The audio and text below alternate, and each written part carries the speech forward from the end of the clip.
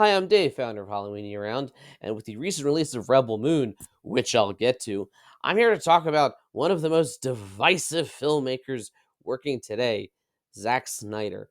This is a man whose very name conjures up some of the strongest opinions on the internet, where on this one side, you have these Snyder bros that were bombarding people with hashtag release Snyder Cut and who rigged the Twitter poll at the Oscars to get the Justice League Flash Runs Back in Time voted best fan cheer moment of all time. Really? Of all time? And then on this side, you have people that just the mere mention of his name conjures up derision. And no matter what he does, it's just, oh, that's Zack Snyder. I'm not interested. I'm not seeing that at all. I can't stand, I'm not even going to give anything he does a chance. And like with most things, I kind of find myself somewhere in the middle. I try my best to be very objective. So when doing this ranking, I'm trying to look at each movie, on its own. I'm trying to separate, if I'm not really a fan of this movie over here, I'm not I don't want to let that influence my opinion of this movie over here. Because from what I can tell, from all the people who've ever worked with him, regardless of, the filmmaking choices he makes, no one really has anything negative to say about Zack Snyder himself. It's all been that, he's incredibly collaborative, he's very respectful, he's just a fun, chill guy who loves making movies. And just from, a lot of the recent, internet videos he's been doing to promote Rebel Moon, I kind of see where they're coming from. Now, why did Rebel Moon's action sequence have so much slow motion? The obvious answer is slow motion is awesome. So before we get started, a couple of disclaimers. Number one, I am counting Rebel Moon as one movie. I'll get into more detail on that when I get to that ranking. Number two, for Justice League, I am only counting the Snyder Cut because, as Zack Snyder himself has admitted, he's never even seen the theatrical version. So there's not really any point in counting that and the Snyder Cut. And they are such vastly different movies. I'm counting his version. So, with all that out of the way, let's get to it. Number 10, Rebel Moon. So I told you that I'd get to this one, but you probably didn't realize I'd be getting to this one so fast. So, first things first, why I'm counting Rebel Moon as one movie. It's one story. The whole fact that it was split in two was just to kind of boost Netflix's numbers. I hate when movies do that when they kind of work better as just one long, like, you can tell the second movie is just the third act of what the first movie started. The reason why it's number 10 is out of all the, Zack Snyder's made some questionable filmmaking decisions. I get it. I know. And we're going to get to those on the list later. But at least with all of them, I could kind of see where he was coming from. Rebel Moon just seems like a copy and paste. I couldn't do a Star Wars movie, so I'm just going to totally rip off Star Wars and Akira Kurosawa, which granted, George Lucas took a lot from Akira Kurosawa, but he did a lot of his own stuff too. He threw in a lot of his own ideas, and I'm not seeing that with Rebel Moon to the point that it's just kind of dull and boring. Like it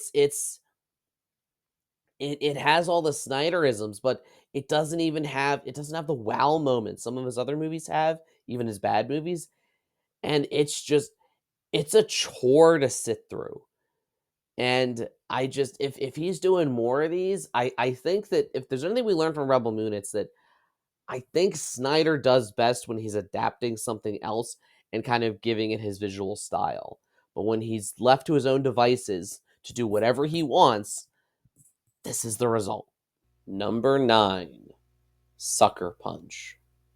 So, in following with what I just said about Rebel Moon, and that kind of the lowest ones here are the ones that Zack Snyder like completely did himself that aren't based on anything, I think this holds true for Sucker Punch, a movie that just feels like a feature length music video. Like it's cool, it's interestingly shot. There's cool visuals. Like it has all the really interesting aesthetics that you see in a 300, in a Watchmen. But ultimately it's not as interesting. It's more shallow.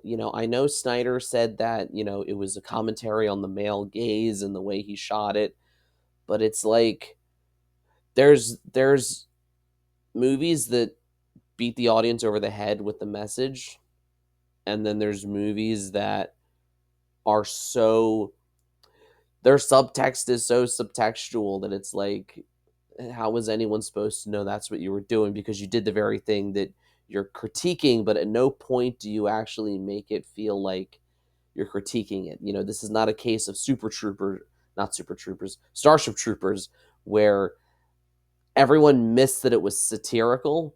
The satire there is obvious. Here, the movie takes itself very seriously. I think had it been a bit more satirical, Snyder would have gotten his point across better.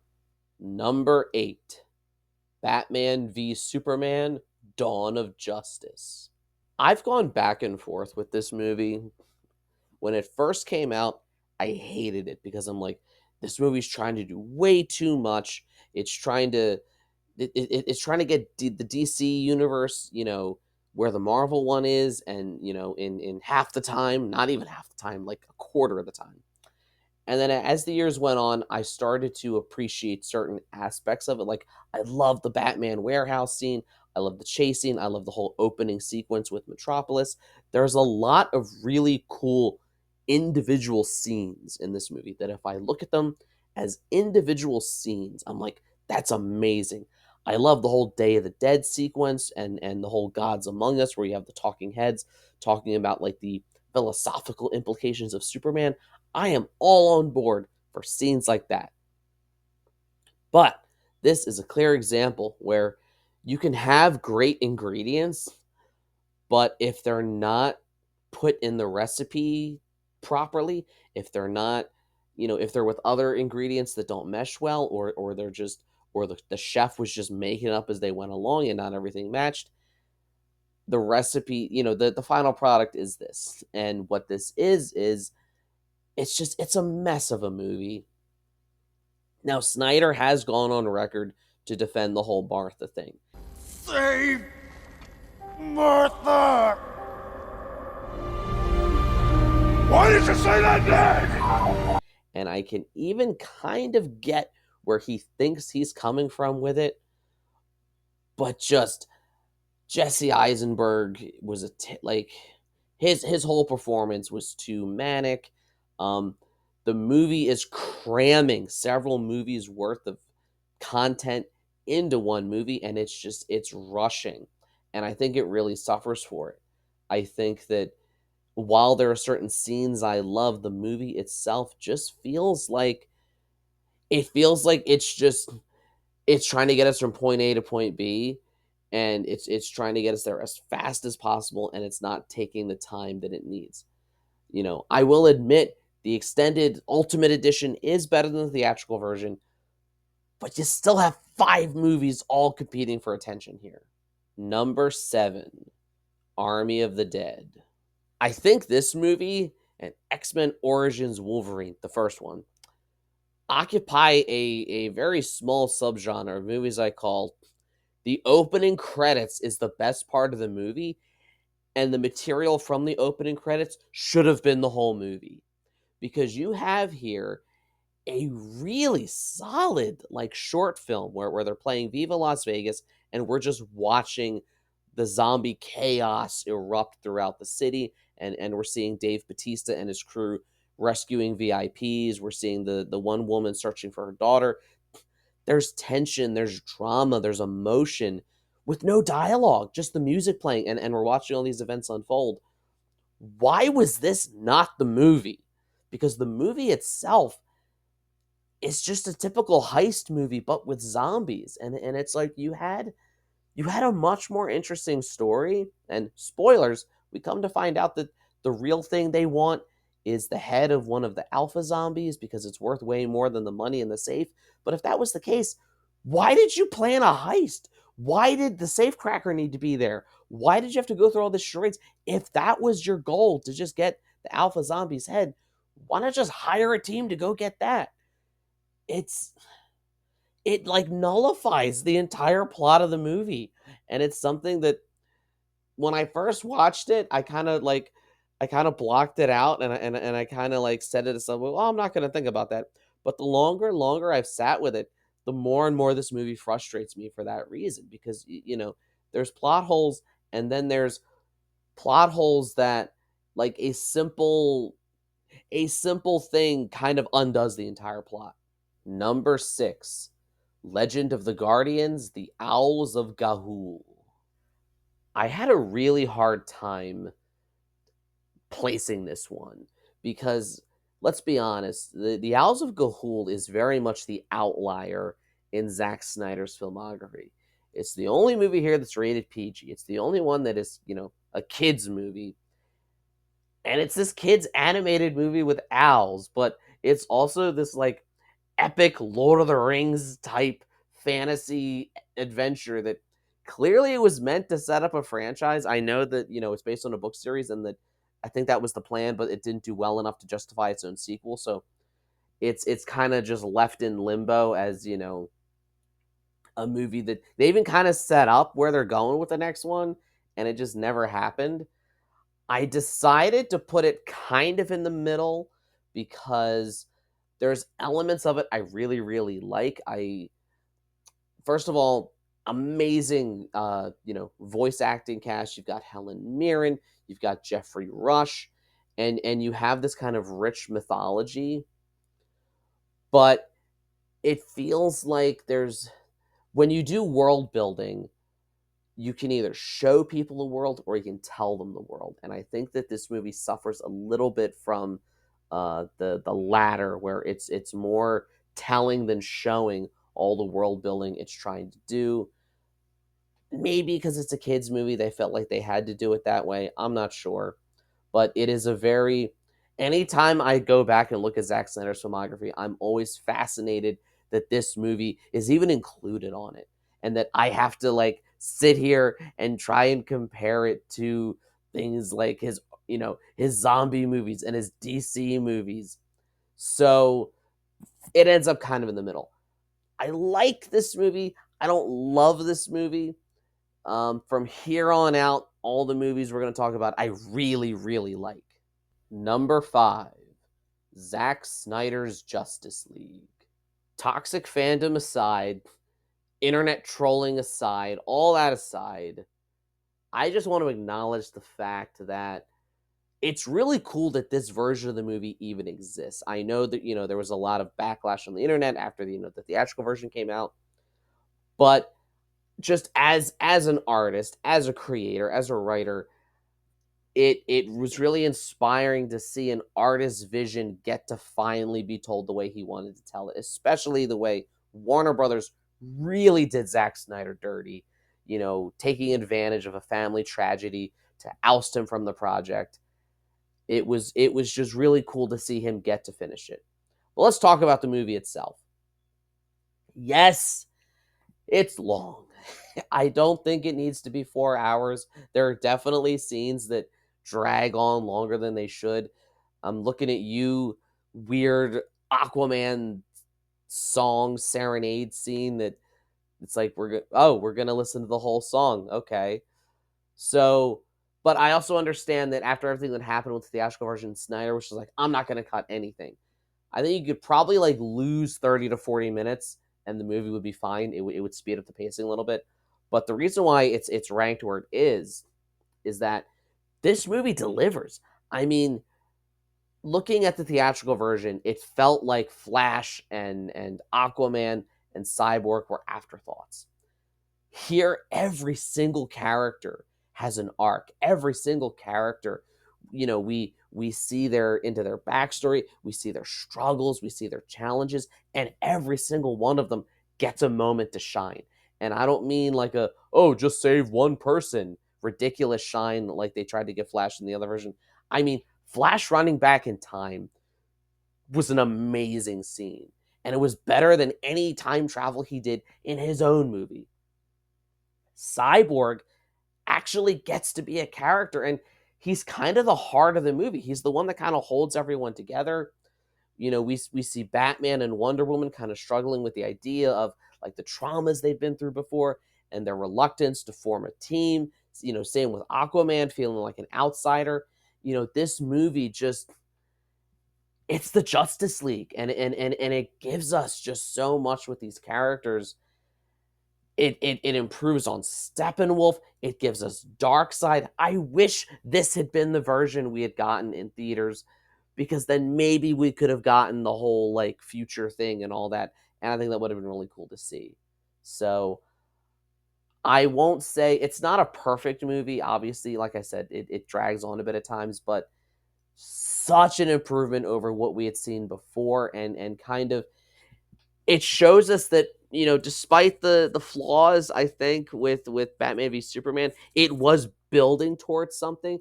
Granted, there should have been more movies in between to build it, but I really liked what it was building to here. Number 4, Man of Steel. All right, let's get one thing out of the way. The whole scene of Kevin Costner's Pa Kent being like, "No, son, let me die in this tornado," or maybe you should have let all those kids die on the bus. Yes, those were bad creative choices, and I am not gonna try to defend them. I will try to defend things like the casting of Henry Cavill. He's an amazing Superman. The casting of Kevin Costner as Pa Kent. I mean, you think of All American, Pa Kent. It's Kevin Costner. The whole opening sequence on Krypton, like I said with the Owls of Ga'Hoole earlier, it was a lot of telling, not showing. This was all showing. This was it's only like 15 minutes we spend on Krypton, but we get so much world building that's just shown to us. Like, it's a cool place. Like, you see Jor-El step out, and it's in the middle of Civil War. Like, right from the very first scene, stuff's going on. I love the whole idea of, I know that, Christopher Nolan, his whole concept with this was, oh, it's a first contact movie. Superman's arrival on Earth would be the biggest event in the history of the world. And it is. Granted, a lot of that's retconned when we get into, oh, well, other superheroes have already existed for years. But I think when you look at this movie as a standalone, which when it was made, it was kind of a standalone. All that was kind of ushered in, later after we have to compete with Marvel. But this movie, as a first contact story, I really, really like. I will even go so far as to defend the next snap. And I'll tell you why. First of all, no, Superman is not a killer. He's not a bloodthirsty killer. He's not going around, oh, I got to kill this guy. I got to kill this guy.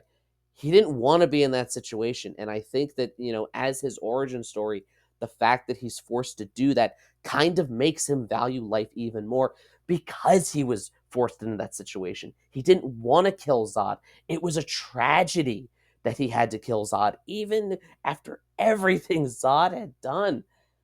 He was the only other one like him, and you saw the pain. I mean, he let out a signature Zack Snyder scream, made famous by Night Owl at the end of Watchmen.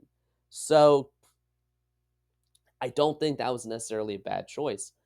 When I first saw this, my biggest frustration was just the way like Superman and Zod like destroy all the buildings in the city.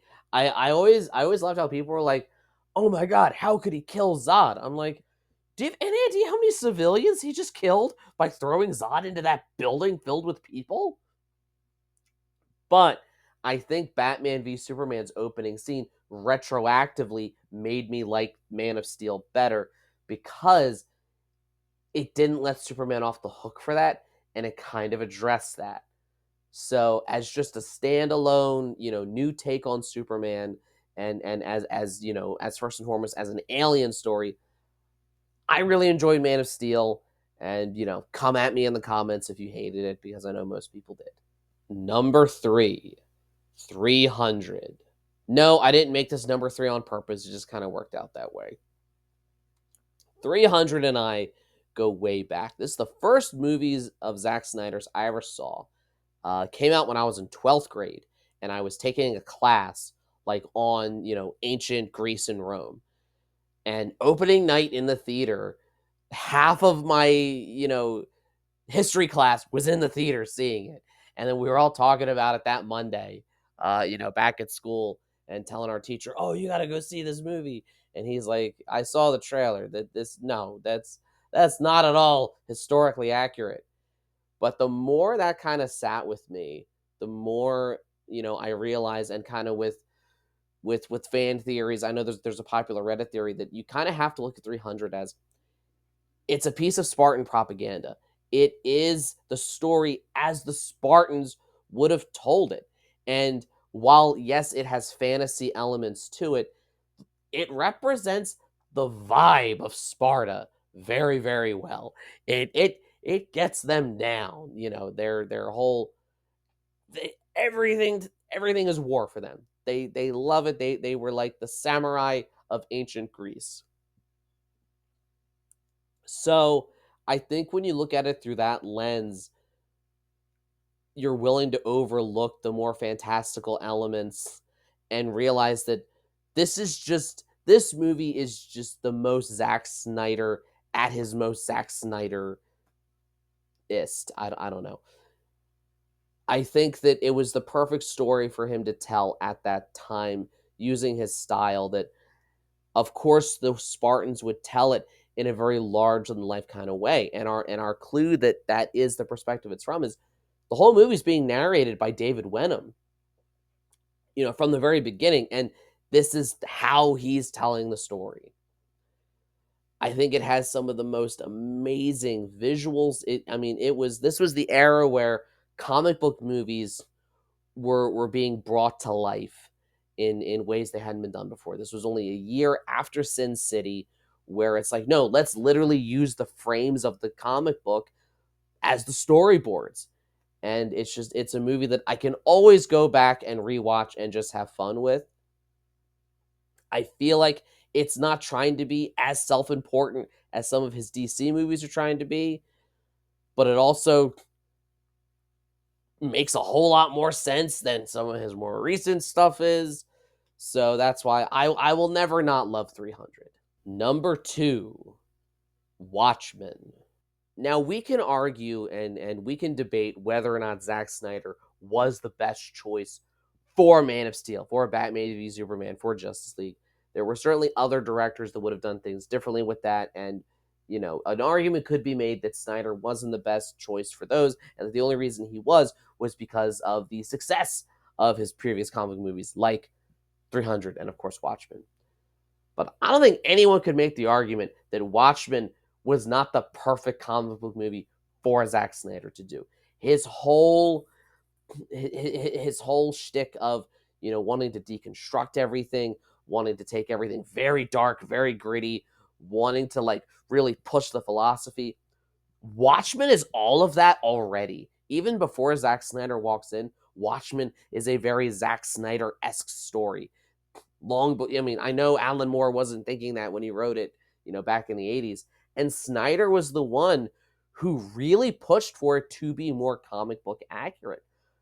When they were first doing, when Warner Brothers was first pitching them the idea, they were trying to set it in modern day, and they were trying to make it about the war on terror. And it's like, no, we got to set it in the 80s. It's got to be the Cold War. It's, we have to, again, treat the pages of the graphic novel like the storyboards.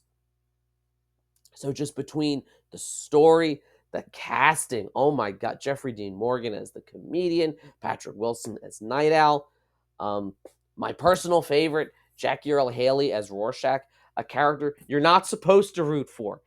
If you misunderstand the meaning of the movie by thinking he's the hero, he's not. That doesn't mean he's not an incredibly fascinating character. That doesn't mean that I too don't love the "you're not locked in here with me" or "I'm not locked in here with you, you're locked in here with me" scene. That doesn't mean I don't love those scenes. I do. Doesn't mean I don't love the soundtrack. It's amazing. It's got some of the best needle drops ever, and they actually feel organic, like in Guardians of the Galaxy versus the first Suicide Squad. All that is to say, this is Zack Snyder's magnum opus in terms of comic book movies. This was the perfect story for him to adapt, and his style lent itself to this movie perfectly. And it's a movie that I think it was kind of misunderstood when it first came out, and with age has only gotten more relevant and been appreciated more as that deconstruction of the entire genre. And, like him or hate him, like his other work, hate his other work, I don't think anyone could argue that Zack Snyder was not the perfect director for this movie. And finally, number one, Dawn of the Dead. Granted, I might be a little biased. I'm a horror guy. This is primarily a horror channel. So, yes, it's no surprise that his remake of Dawn of the Dead is my number one spot. That being said, I think it's well earned. It's his feature directorial debut. Up to this, he'd been doing like 10 years of commercials. And it kind of helped reinvigorate and jumpstart the zombie boom we saw of the 2000s and the 2010s that you could argue is still going on today. It was the first zombie movie to introduce fast zombies. I say zombie in quotations. 28 Days Later did it 2 years earlier, but technically that's an infected movie, not a zombie movie. Come at me in the comments and fight with me about it. But this is not only is this a great horror movie, not only is this one of the better horror remakes that just from the opening scene is unrelenting in its tension and its sense of dread and danger that never lets up, but it actually has characters I care about. You know, you team up Sarah Polley, Ving Rhames. You even get some of the old cast members in cameo roles like Ken Foree and Tom Savini. There's just a lot to love about this movie, and I think that it definitely, the original is very 70s, and it was a commentary on commercialism at that time. I think that message, which you see again here, is just as, if not more relevant in the 2000s and the sort of post 9/11 war on terror, freedom versus security era. I think this movie hits upon all of those things. And because it's Zack Snyder's feature film debut, he hasn't quite gone off the deep end with his Snyderisms yet. Not everything's in slow motion, and not everything is too self-important. It's a movie that is trying to tell a compelling, violent, gory, very kinetic story, but it's also just trying to have fun with it. And it's a fun zombie horror movie. I was not going into this, as a fan of the original. I'm like, there's no way it's going to top it. There's no way. I wouldn't say it tops the original, but it is at least on par with the original. And to compete with a classic like that is a really hard thing to do. But you know what? These are just my choices. Let me know in the comments, what are your rankings of the Zack Snyder movies? Which ones do you like? Which ones do you not like? Like, share, subscribe, all the YouTube stuff. If you don't, you may end up trapped in one of Zack Snyder's movies. And, I wouldn't want to live in any one of them. And as always, every day is Halloween.